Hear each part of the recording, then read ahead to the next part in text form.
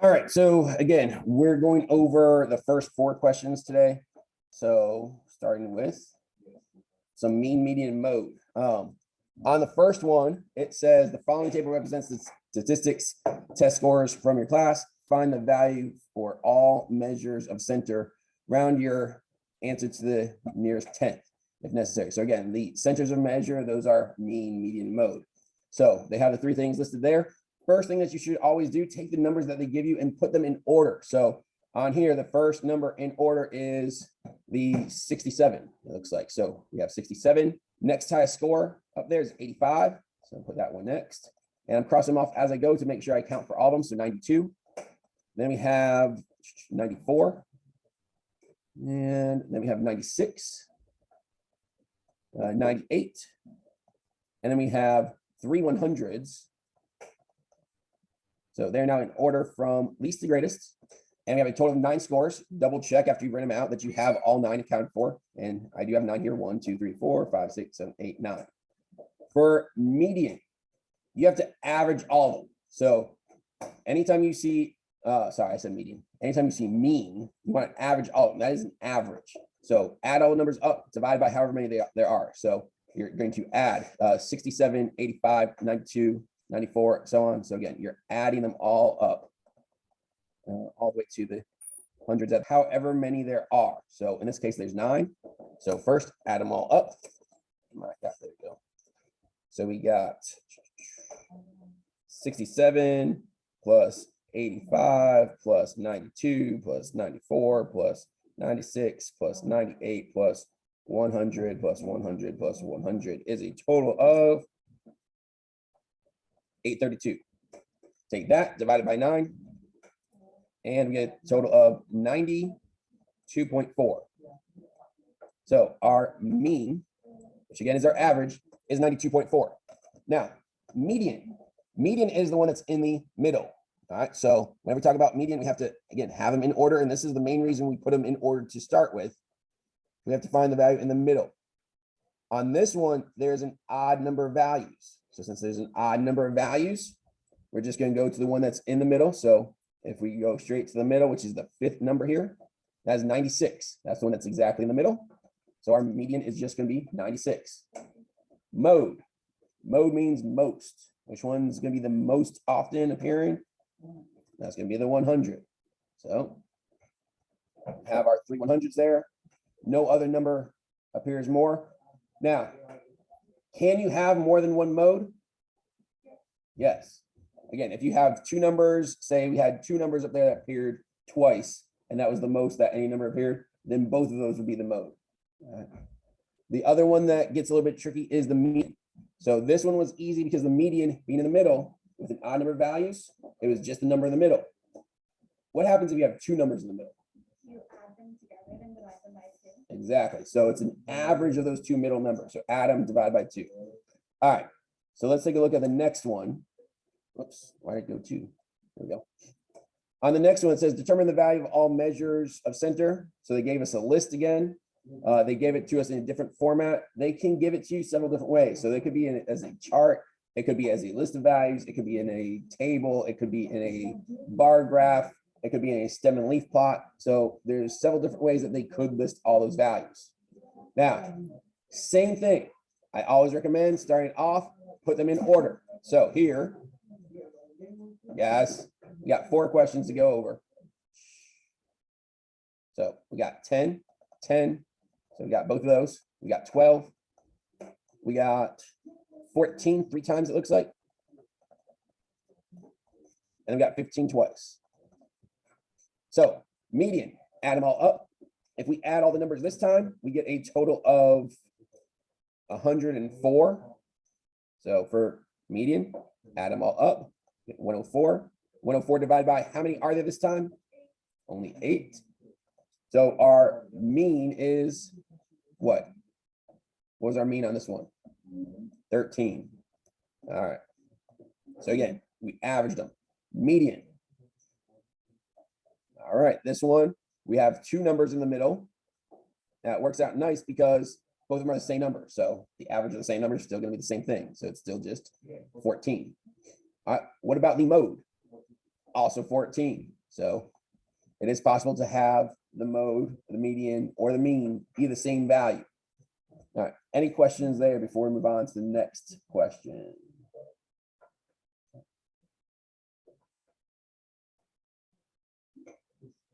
All right, number 3 said, use the two-way table to answer the questions below. So we have car type, car SUV, gender, male, female. It says, what percentage of female drivers drive a car over an SUV? All right, so on this one, we need to look at when they say of, all right, we're looking at only the female drivers. So do we care about the male drivers at all in this problem? Not for that first question. So right now we need a total for the female drivers. What's the total for all females here? All right, so we add those up, we get a total of 170. So that's going to be our total that's going to go on the bottom of this fraction. So that's going on bottom. So now, what percent of female drivers drive a car over an SUV? So the car is 100, right? The SUV is 67. Now, the way it's worded is important. So what percent of female drivers drive a car over an SUV? So how many more, right? What's the percentage difference? So on here, we do need to find the difference between those first. So we have 103 minus the 67 is going to give us a total of what?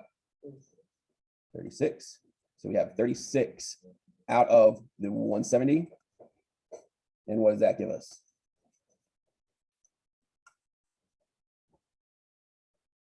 $36 out of 170 is 21.17%.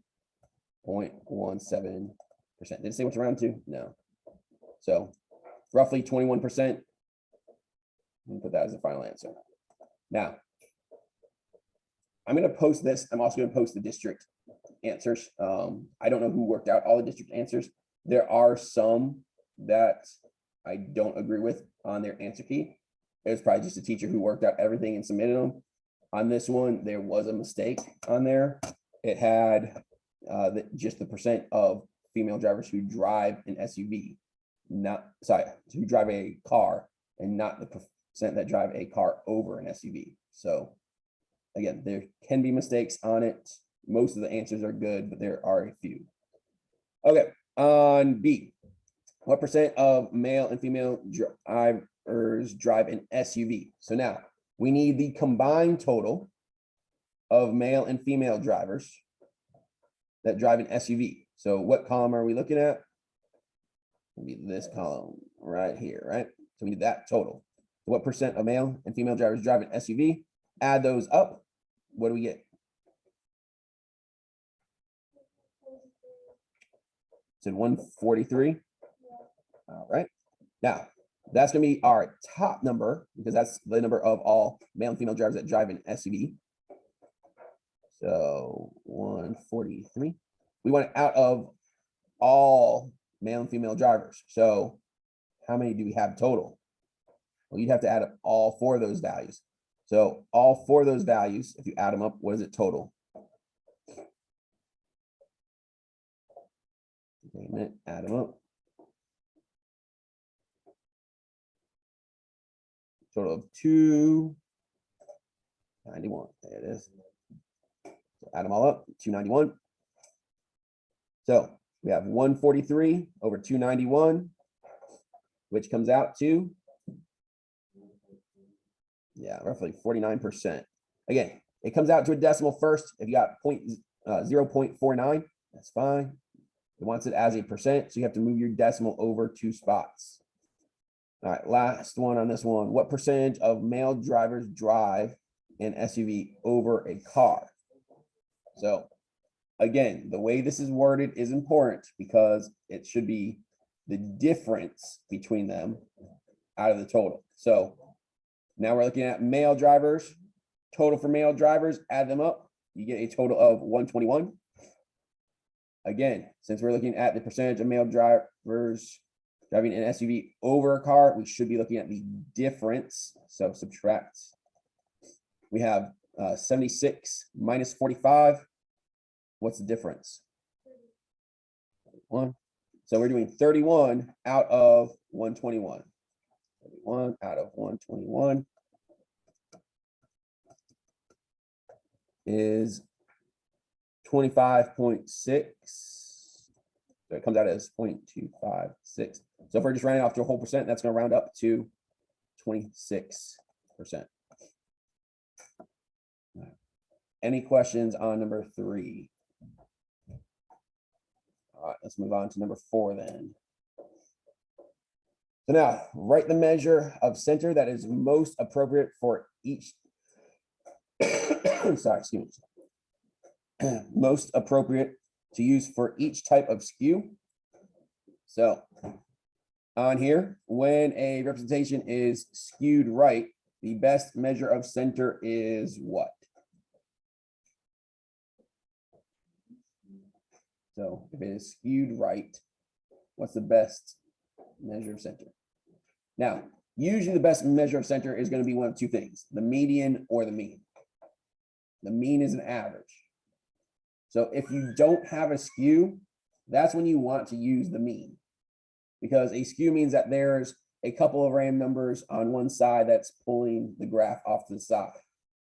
So out of these 3 options, the one that you want to use the mean for is if you have a symmetric graph. So on here, the last one, C, that's going to be our mean. The other 2 are going to be the median, because the median is not going to be pulled by that skewed value. So median would be the answer for these other 2 that have a skew. All right, for number 5, also dealing with skew here. We have 3 different bar graphs. What they want, or sorry, one's a bar graph, one's a histogram, and one's a stem and leaf plot. They want to know what skew it has, and then what the best measure of center would be. So look at the first graph. On this one, for A, we have basically nothing past this point, and then it slowly drifts off to the left. Whatever side the tail of the graph is on, that's the side that it's skewed towards. So on A, it's skew what? To the left. So this is skew left. Again, if you have, let me draw 3 graphs here. This is symmetric, right? If you had something that has 8, and then if you have the tail to the right, that's skew right. So on here, this tail is off to the left, it is skew left. You have these small values pulling your graph out to the left. All right, so now on here, what's the measure of center? Well, if it has a skew, it should be what? For B, we have ourselves a histogram, or sorry, not histogram, my bad. This is a box and whisker plot. Box and whisker plot. For this one, is there a skew? No. Neither one of these sides looks more dramatically pulled than the other, right? So this one is pretty much center. This one's almost perfectly symmetric. Now, is it a little bit off? Yes. But if it's close to being the same, it's symmetric. All right. So then measure of center. So again, if it is symmetric, what should we use? Mean. And then C. Well, this one, it's a stem and leaf. We can't really see skew left or right so much when we're going vertically here. So we still have this big hump with it trending off, going downwards. An easy way to do that is to turn your paper and look at it sideways. Again, you still have a number line. So if you look at it from this side, then it is skewed to the right. So skew right. And if it's skewed at all, median is the one we want to use. All right, those were the 5 dealing with stats. Yes.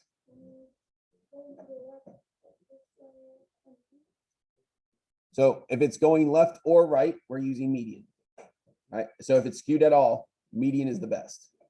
If it's not skewed, so if it's symmetric, that's when you want mean. Because it's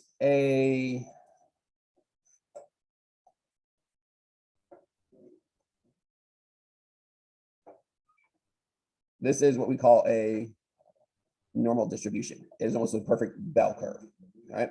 It's symmetric. If I took one of these points and moved it out here, then it's no longer going to be a perfect curve. It's going to be skewed out to that side. The median won't change. Even though that one value is pulled way out there, the median is going to stay the same. If one point moves, the median stays the same. So it's a better judge of where the center is, even if it's skewed in one direction. The mean, if we have a huge number there, it's going to drastically change our average. So that's why the mean is no longer good if it's skewed either direction. Any other questions? All right. The other examples that I was going to give you today, which I'll pass out here, they're all dealing with mean, median, mode, because those are most likely the questions that are going to hear the most out of these questions. And I think they're the most important. So I gave 4 different ways to look at data, and I'll pass this out. Now, if you complete this, I'll make a spot for it on Canvas for you to turn it in.